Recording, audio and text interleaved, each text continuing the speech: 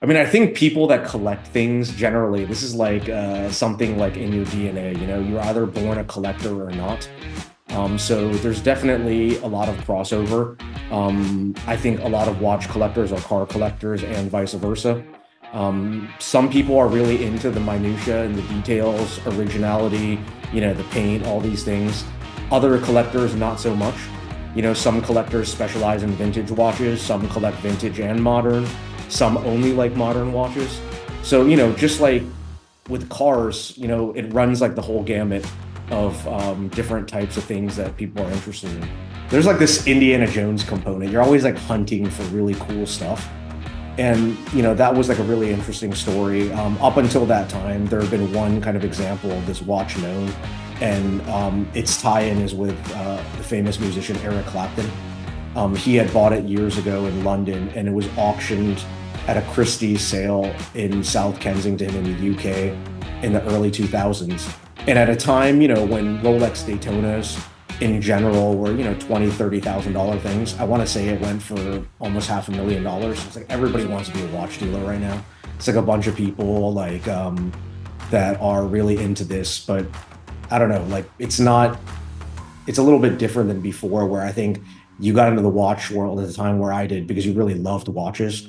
And now it's, I'm sure these people like watches and whatnot, but I feel like the reason why people are getting into it is a little bit different.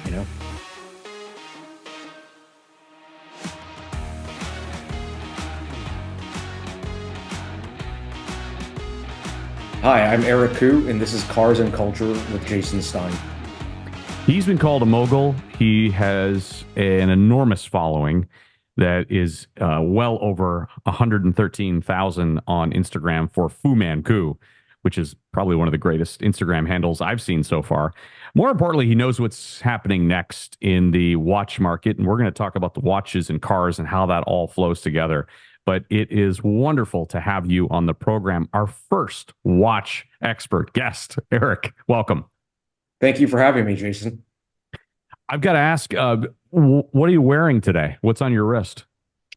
I'm wearing this watch from a small Japanese maker named Naoyahida.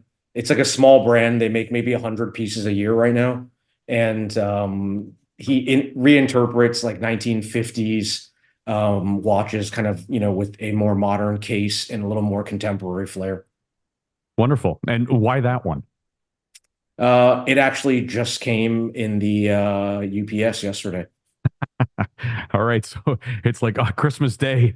It is. It is. Eric Kuhaus. That's great. Well, let's just get into it. I want to start off. This is a show about culture and cars and culture, obviously, but the cultural piece of watches is really akin to the cultural piece of cars. And I know you're a little bit of both, and we're going to talk about your car collection a little later. But that culture piece of watches, if you were to describe it, how would you? I mean, it is quite similar to car culture. I think many of your listeners probably go to the neighborhood Saturday or Sunday cars and coffee meetups. There's similar things in the watch world. In fact, when I first started collecting watches or kind of being involved in this world, this is the late 1990s. And, going to college at the time in the Bay Area, there was this kind of like watch nerd meetup, like, I don't know, once a month on a Sunday afternoon at this restaurant called Ming's in Palo Alto. And it was just, one or two tables of like watch nerds kind of sharing things. This was in the early days of the internet, and there wasn't as much information available out there as there is right now. So really a primary way of sharing things was kind of in person with other fellow collectors. Watches Um, and coffee. well, it was more like, at least that one was, like a luncheon. So it was like over a meal, but, like a similar idea, I'd say. Yeah. Yeah. And do the people who are in the watch world, who are in the watch world, do they exhibit the same sort of qualities as car collectors? Are they really passionate about the finest details? And I'm guessing I know the answer, but I want to hear from you. I mean, I think people that collect things generally, this is like something like in your DNA, you're either born a collector or not. So there's definitely a lot of crossover. I think a lot of watch collectors are car collectors and vice versa. Some people are really into the minutia and the details, originality, the paint, all these things. Other collectors, not so much. Some collectors specialize in vintage watches, some collect vintage and modern, some only like modern watches. So, just like with cars, it runs like the whole gamut of different types of things that people are interested in. And are they, I'm guessing those who are watch collectors are always on the prowl for the next rare find, um, like car collectors who are I always think so. around the corner. Yeah, someone's staring at your wrist the entire time that you're with them. Yeah, I mean, it's, for me at least, part of what motivated me to become, a watch dealer was that, for me, the most exciting thing is kind of like the hunt or the chase. So it's always about like that next watch that you don't know about around the corner. Yeah, amazing. The connection in the watch world to the car world at the high end level has had a little bit of a. I guess they've assimilated to some extent. I was in a brand new Mercedes recently, their electric crossover AMG version, and there was an image of the IWC watch that's used as a Yes. stopwatch. And it's Yeah. probably, given the size of the screen, is probably about, 12 inches long. But Yeah. they've really honed in on that IWC connection we've seen Bentley and Breitling. Has it surprised you the way those two worlds have really come together, maybe just in the last decade? I mean, it's kind of interesting that they've formed these official like commercial partnerships. Certainly IWC is with AMG, and like you said, Breitling and Bentley had a tie-up, I want to say like in the early 2000s. Hmm. And it was kind of an inevitable thing because like we talked about earlier, um, people are just collectors in general, and I feel like there's a strong association between cars and watches. In fact, one of the biggest car events in the year for the United States, I would say, is like the Pebble Beach Concours, or now Sure. like collectively, Car Week down in the peninsula. And that over the years has also become like a week of gatherings for kind of watch enthusiasts as well. So, you see this convergence of watch and cars there. Yeah, the Formula One race in Las Vegas this past fall, um, there was a section of the Mercedes suite where you had the opportunity to browse the latest in IWC. Of And course. there was the chance to spin to win on an IWC sort of thing. So those two worlds are really converging. Let's talk about the watch world today. I was reading just recently in the Financial Times last week under the headline, "Is time up for the luxury watch boom?" I'm sure you saw that story. Yes, I did. Is time up for the luxury watch boom? Because the pandemic certainly delivered a lot of records, Eric. But are secondhand watch prices sinking? I think it's a healthy thing that the prices are kind of correcting. I remember when I was in college and, I had studied like a lot about finance stuff. So I was really into watching like CNBC and all these type of things at the time. And the old, yeah, Fed treasurer, Alan Greenspan used to have this saying of irrational exuberance. And there was a ton of irrational exuberance especially during COVID, both in the car world and in the watch world. You know, with cars, you think about every 911 being allocated ADM, this, that, 100 to 300,000 over list price. And it was a similar thing with watches, except watches being generally cheaper priced. The multiplier or the market premium adjustment was significantly higher percentage wise. We're talking double, triple, four times, sometimes even five times retail for things. And it was just kind of like in my mind, it's just a not sustainable level of growth. And, part of the problem I feel like, and probably less so with the cars, but There's been a lot written in the press and mainstream journalism about watches as a financial investment. And while that generally is true, like watches are assets that if you buy the right ones, they appreciate in value. They're first and foremost, like accessories or jewelry for people. And I think people lose sight of that and just see the financial gains that they can have with the watches. So when it becomes purely like a financial play, it's inevitable that certain adjustments will happen and the prices will come down. It was crazy. I was reading the FT story, and of course, consumers who had pandemic savings in a low interest rate environment, but most wealthy shoppers were stuck at home and they were snapping up these luxury watches faster than the manufacturers could make them. And what I found fascinating was that in the decade from, say, 2013 to 22, watches generally outperformed other collectible assets, jewelry, handbags, wine. An average annual rate, they were growing at an annual rate of 7%, but that went to Yeah. 27% from Yeah. 2020 to 2022. And let's take one example that illustrates exactly what you just said. I'm not going to surprise you to say that a Patek Philippe discontinued Nautilus 57, I'm just talking your language now Yeah. here, 5711 1A in steel that was $40,000 before the crisis was $150,000. Yep. So where are we now? So, you know, let's talk about that 5711 thing for a second, because even non-watch collectors, some of them, they just know this now because it's been written about. I remember during the pandemic taking my wife to the doctor one day, and then the doctor coming out after her appointment and telling me, something about, hey, I read in the New York Times that they just discontinued the Patek Philippe 5711. So it was such a weird thing that this doctor would come out, talk to me about watch stuff. But then also like, it had reached really like mainstream. And that 5711 that you talk about, it's been discontinued. It's since been replaced with a 5811, which is like an evolutionary model that looks almost identical, but currently is only available in white gold. But that 5711 stainless steel, I would say the real proper market price right now, it's still high, but it's come down a lot, would be somewhere between 80 to $100,000.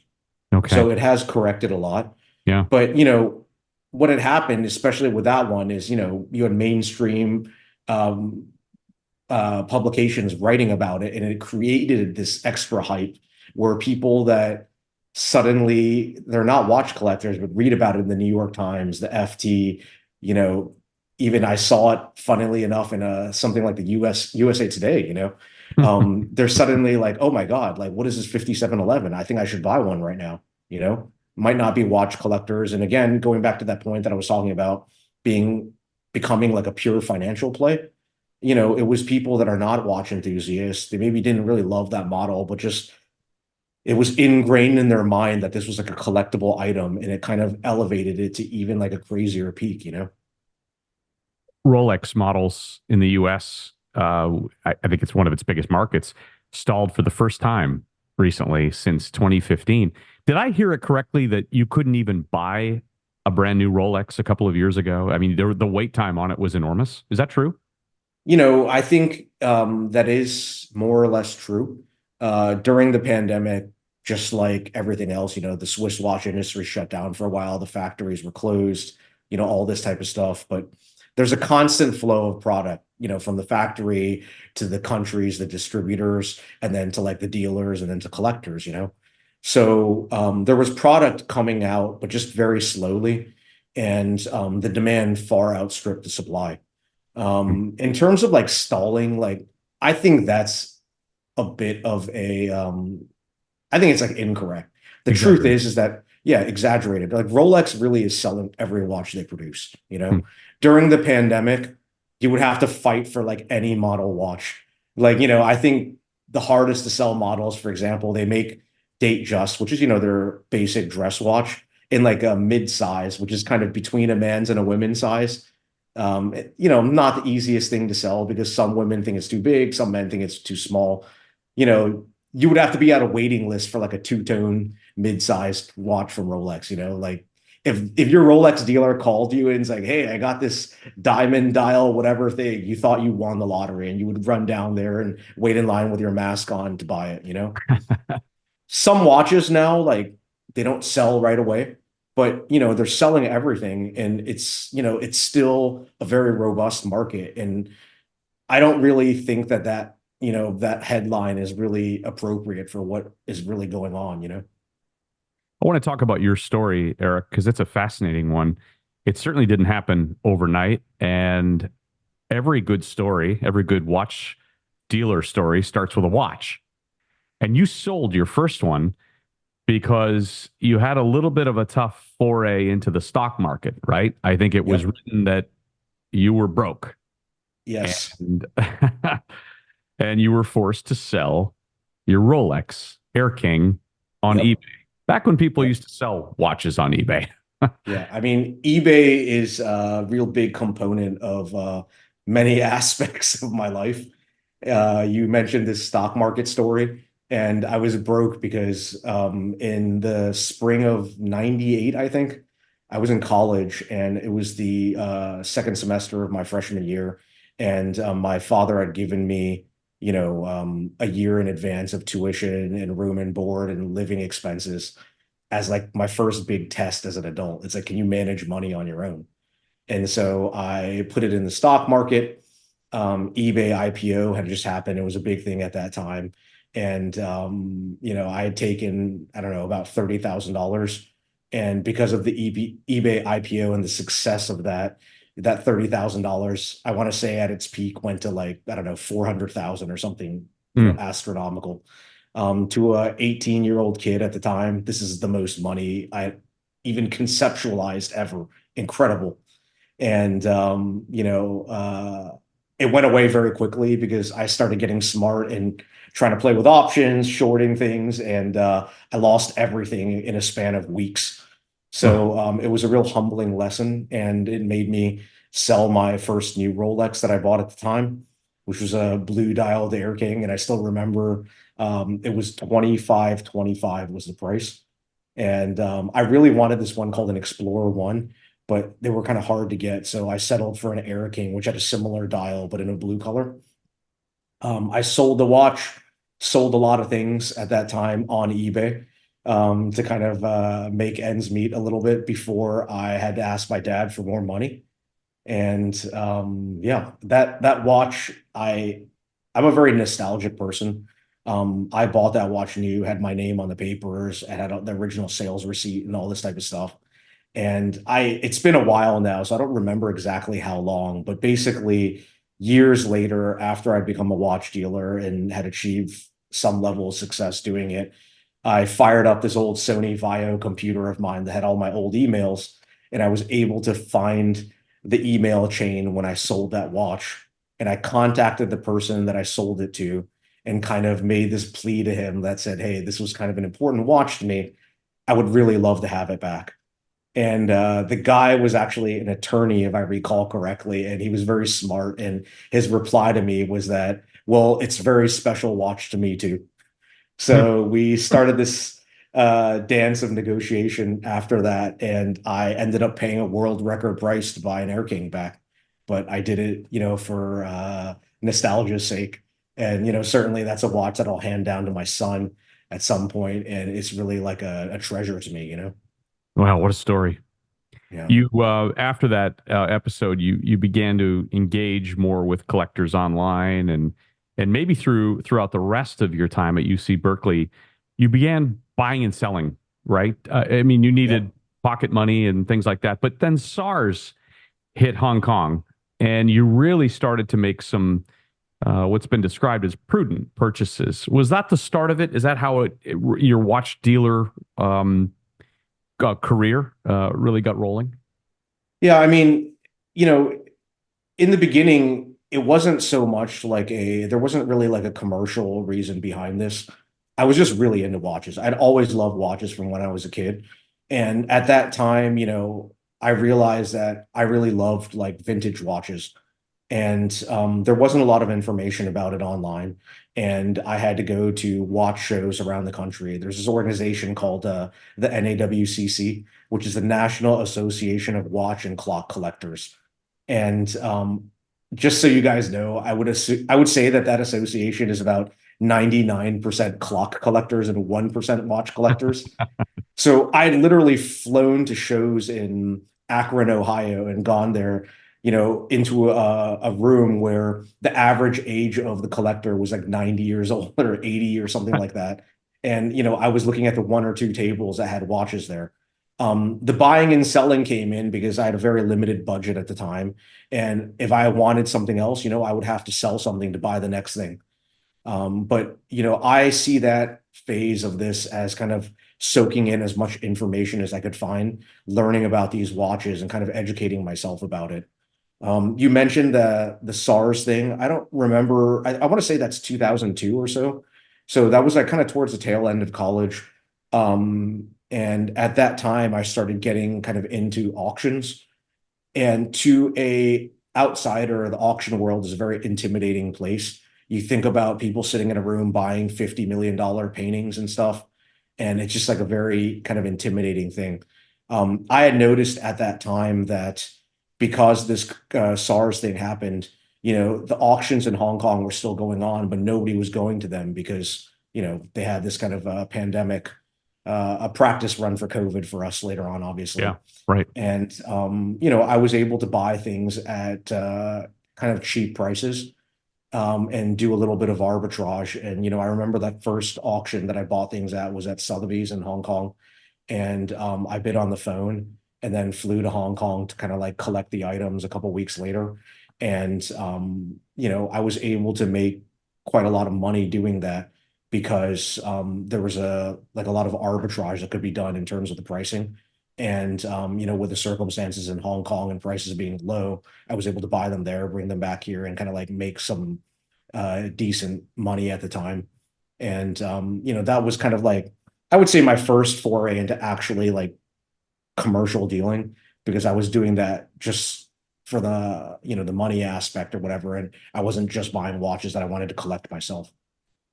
If you weren't going to be a watch dealer, what would you have been? I mean, I had done other things after college. My last quote unquote real job was at a computer recycling company. I was a business development person. I had done various startups through the years, but I remember distinctly one day I was sitting at the office and the FedEx guy came with like 8 boxes of watches, right?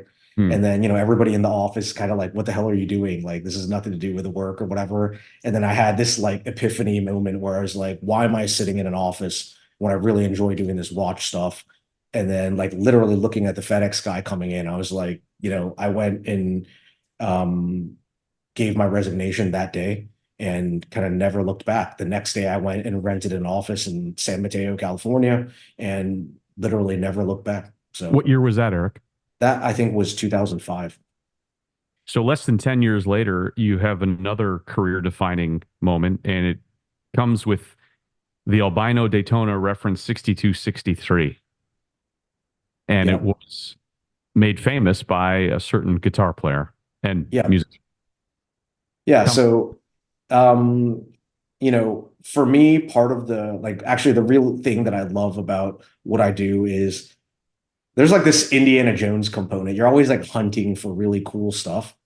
And that was like a really interesting story. Up until that time, there had been one kind of example of this watch known, and its tie-in is with the famous musician Eric Clapton.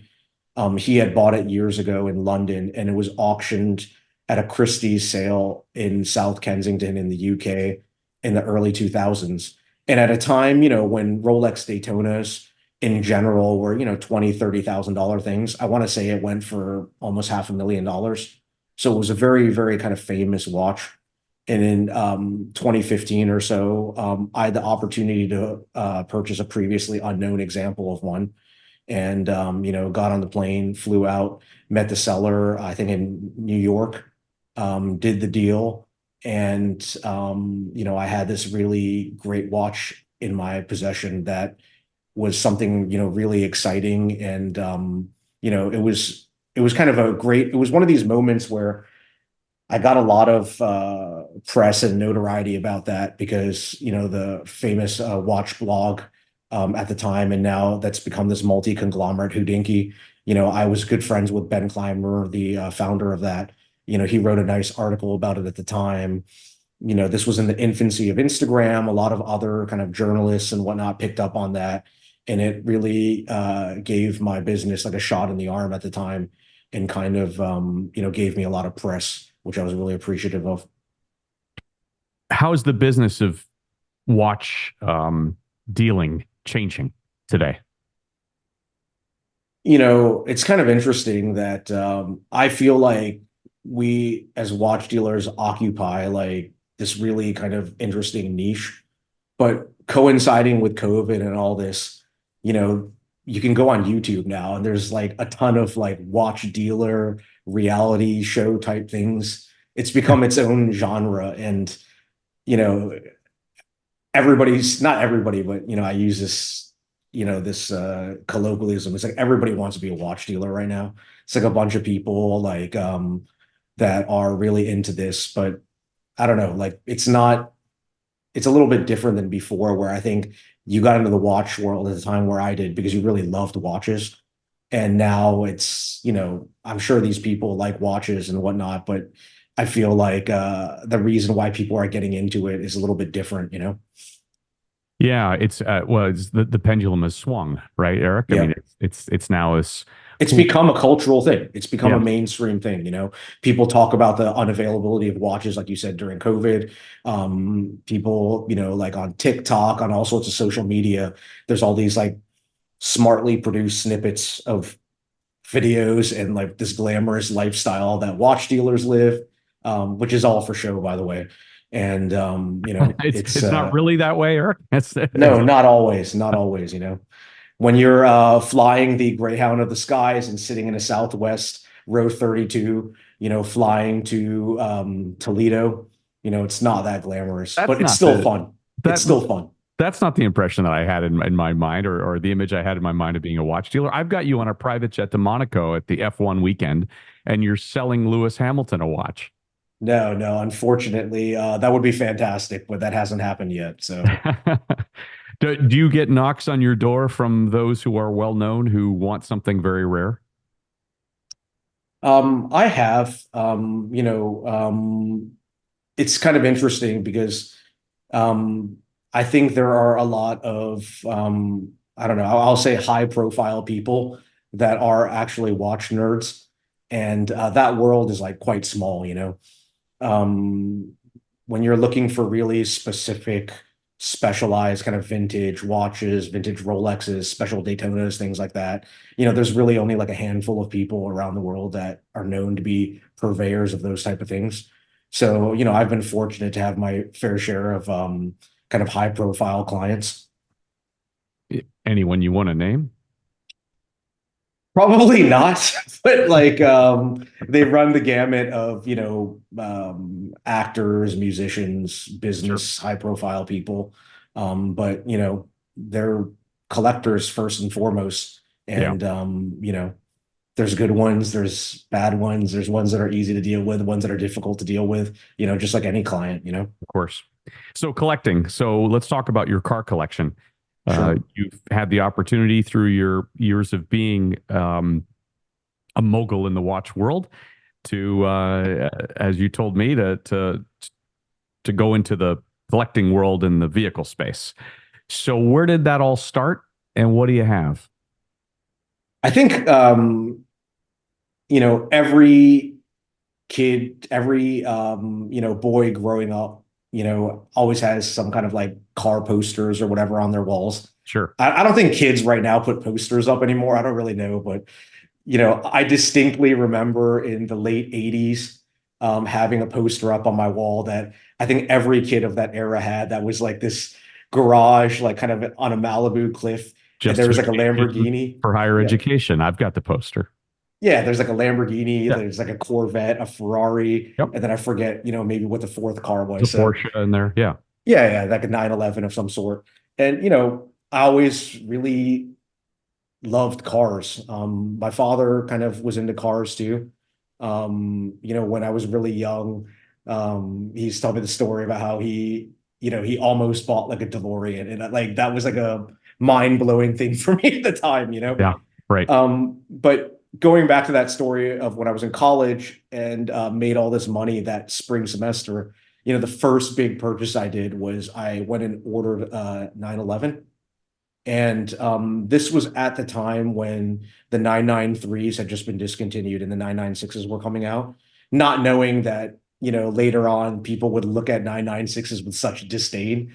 But instead of picking a car off the lot, I insisted on building one myself, which really hurt me because by the time the car was ready, I'd lost all my money.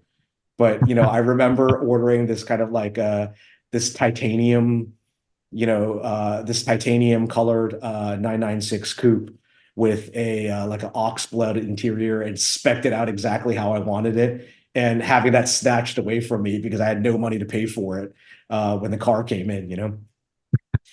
And so I was always like cognizant of cars at the time. When I had graduated college and started working, I think the first, what I'd say, nice car that I had at that time was I went and bought like an Audi TT, which I thought was like this revolutionary Very design, iconic. Very. and it had a little tiny like inline four um engine. But at the time they had one that was like 180 horsepower and the twin turbo that was I think like 225 horsepower. My first blue Audi, I had a blue on blue Audi TT coupe, which I thought was the best thing in the world. I also learned how to drive manual transmission on that car. I had it, I want to say, for 6 months or a year, and then I totaled the car. I Oh, put brand new tires on it and then went through this kind of like clover leaf turn on the highway and just spun out and crashed the car. oh, Yeah, I mean, it was a catastrophic thing, but that's when I learned that you probably shouldn't be too aggressive driving a car with brand new tires on it. I literally left Big O tires and crashed. And with the insurance money, I subsequently got like another one that was black color, that was the higher horsepower model. And I drove that for several years before selling it. And I really, felt I enjoyed that car tremendously. I appreciated the design, the German craftsmanship, all that type of stuff behind it. And through the years, I've always like kind of liked having like a nice car. So that went through various forms of like, having an Audi S4, a B7 S4 manual transmission, and then my first kind of like, I don't know, really exotic car. I bought an Aston Martin Vantage. hmm. Um, it was a tight Grigio Titanio, like a Ferrari color, and had a blue leather inside. And I bought that because, I was always like a bang for the buck kind of guy, and they were very affordable secondhand. I want to say at that time, like, I don't know, it might have been 100 grand. And that was like a lot of car for the money. Yeah, for And sure. I loved and enjoyed that car for a couple of years and moved on to other things. Fast forward to, I guess, like current time. I was really lucky. I want to say around 2015, I got a Singer 911, which was like my holy grail. Oh, yeah. And that was in the early days of Singer. I know you've had Rob on the show We've had before, Rob who's on the like a program. Exactly. Yeah. really, fantastic guy with a brilliant story himself. Yes, he does. And, at that time, I had gotten my car from a friend of mine. But during that build process, I was kind of advising my friend. And in some weird way, I had always known that the car would end up being mine. My car is number 34. It's known as a North Carolina. And that was really in the early stages of Singer. But to me, that was like the pinnacle of like the analog sports car. Yeah. I really loved what they were doing, and they've since modernized this really incredible facility in I think Torrance now that I haven't gone out to see yet. But the car really brought me a lot of pleasure, even with some of the hiccups along the way. Being a small manufacturer at the time, there were delays on things. I, living in California, have to deal with CARB, the emissions and whatever thing, and it was a lot of growing pains getting that car compliant in with California smog, which it eventually was. and hasn't been a problem, obviously. But at the time, being car number 34, I really also felt that it was part of being in this like kind of small club that was pretty exclusive. I know a lot of the other owners, and it was a really fun thing to be a part of. Yeah. And the other like kind of big car that is in my collection is a Lexus LFA. Oh, for sure. Yeah, great. Yeah, Great I vehicle. love I love that car since it came out. And I was able to get one several years ago before the prices kind of went crazy. My car is number 499, which is the last one they sold. And it's got kind of like a unique spec with an exposed carbon fiber roof. It's finished in steel gray. And that is the polar opposite of the Singer, but a really fantastic experience in its own right. And I like collecting things with stories behind them. And I feel like the development of that car as this kind of like halo product for Toyota, bookmarking the beginning of like the 2000 GT in the mid 1960s. It was really like a special car that I had to have. And now the chief engineer is, of course, the head of the company, Mr. Exactly. Koji Sato. Yeah. Yes, yes, Yeah. yes. Amazing. Amazing. So yeah. If we talk about watches and the world that you've been in just in the last few minutes that we have here, Eric, I know you have said that the biggest mistake that you've made surrounds the watches that you don't buy. Yep. And I don't know if that's regret or if it's just, at the time having to stroke the check. But which ones stand out? What are the ones that you wish that you would have bought that you didn't? So, I kind of, I don't know if I have rocks in my head or whatever, but when I'm really regretful of something, I end up like doubling down. And, like really, I think a lesson that I've learned collecting, both cars, watches, or collecting anything is that um, you really only regret the things that you didn't buy. I don't really have many regrets of things. I mean, certainly there's things that I've bought that either have fallen out of favor or I've lost money on eventually, but you really regret the things that you don't buy. You romanticize things like, oh, I had the opportunity to buy this and I didn't. So a lesson that I was taught from these things is that um, it only hurts when you're writing the check figuratively. So, Right. Right. if it's something that you can afford or can make happen, you know what? You only live once, just make it happen. Yeah. The things that I didn't get a second bite at, there were things that, like from original owners that I've tried to purchase, and then maybe my offer was too low. They've subsequently sold it to another dealer or went to an auction house or something like that. And I just didn't have a chance to buy it back. Like I regret things like that. And it's not the financial aspect of it. It's just like really unique things that I would have loved to have owned. Right. Right. Yeah. Comes to mind, there was a collection of like obscure watches that showed up in Arizona.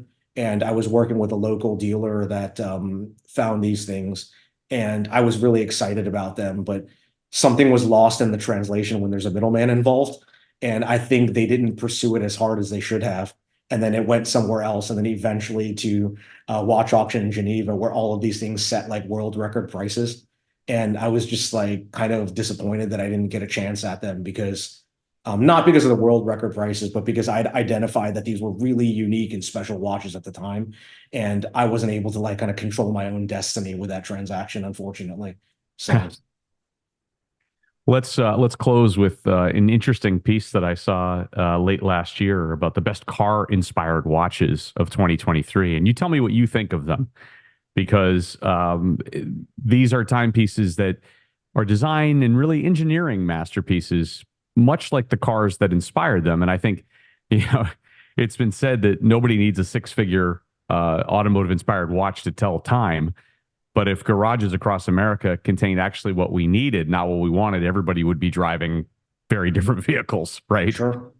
So, how about a couple of these? The Porsche Design Chronograph One, the GP 2023 edition. Thoughts on that? Like historically speaking, like co-branded watches that are overtly like tied in with cars, like they haven't really done that great, to be honest. Mm. The Ferrari watches, the with Panerai, the Breitlings, the Bentley ones. For Porsche has an interesting history because Porsche Design and Porsche are kind of two separate companies, but they work in tandem, and they have a history of producing really great watches.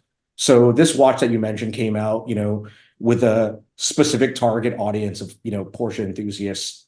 I'm sure they've sold quite a lot of them. It has a lot of like historical design cues from the original ones from the 1980s, which is kind of fun. And like that's one that I feel like was pretty successful. I think it's like quite a nice watch. Yeah, wonderful. How about Big Pilot's watch AMG G63? I think the big pilot watches are pretty interesting.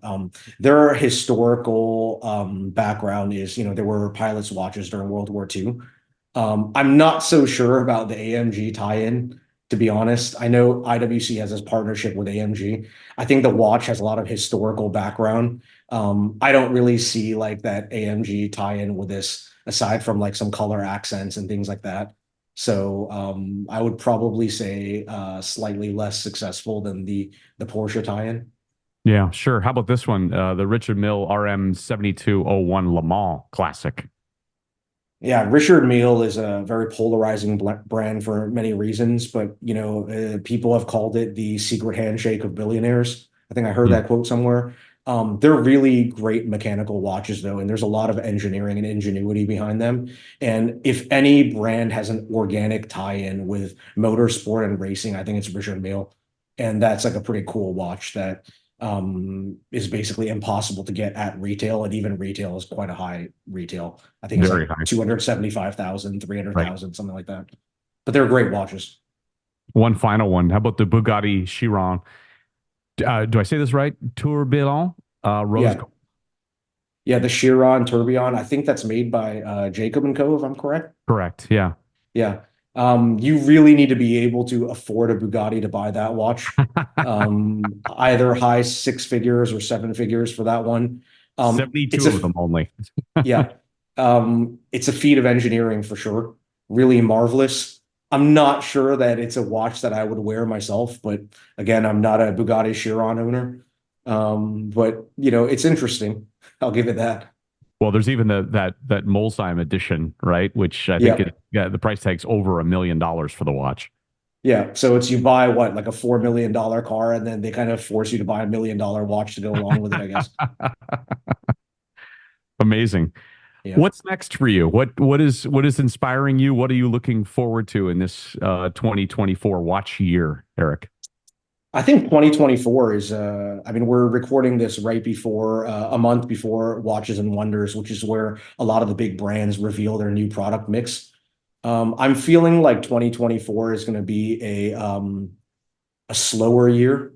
I think, as you said, the big headlines in the financial trade magazines are that the watch world is kind of correcting and all that. And I feel like you can't reinvent the wheel every year.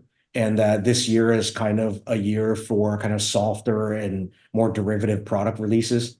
And we'll wait and see how the economy holds out. Obviously it's an election year. There's all these sort of factors coming into play. But it's going to be a great year. There's going to be some great product, but I don't think that any really revolutionary things are going to come out this year. Is there one particular product that you're looking forward to more than any other? Anybody coming out with something fun I and mean, interesting? it's all like, like top secret. Like, you're waiting for like one of the big auto shows, and certainly there's certain leaks that start coming up leading up. But so far, they've done a pretty good job of keeping the leaks quiet. I'm sure there's going to be some fun things for people, but nothing that I've heard of yet that I can share. Yeah, that you could share, right? Yeah, Well, what a fascinating conversation, and we'll be watching Fu Manchu on Instagram closely, where I know you'll be releasing images of different items as they become available. And if you get a new sure. car, you should post it on there as well, Eric. I unfortunately have been roped into this Porsche disaster with the embargoed computer chips that you've probably heard about. Yes. And I ordered a 911 Dakar, which is like my holy grail car because I just love rally racing, and it's been stuck for a very long time. So I'm hoping that comes sometime early summertime. Well, when it arrives, I know you'll enjoy it, and Yes. there will be great days ahead for you and the watch that you're wearing in that car, I'm sure. So, Yes. Eric, thank you for being on Cars and Culture and for explaining the cultural significance of the watch world for us here today. Yeah, thank you for having me. Great, thank you.